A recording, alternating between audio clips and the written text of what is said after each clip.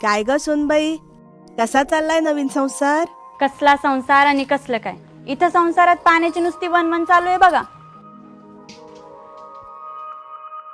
अगं आता कसलीच काळजी करू नकोस, थोड्याच दिवसात सगळं काही सुरळीत होईल बघ.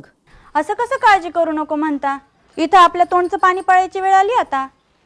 अगं हो, कारण कोपरगाव मतदारसंघाचे आमदार आशुतोष दादा यांनी जलजीवन मिशन अंतर्गत 71 गावांना 276 कोटी रुपये इतका भरीव निधी मंजूर करून दिलाय आणि त्यात आपल्या पण गावाचा समावेश आहे.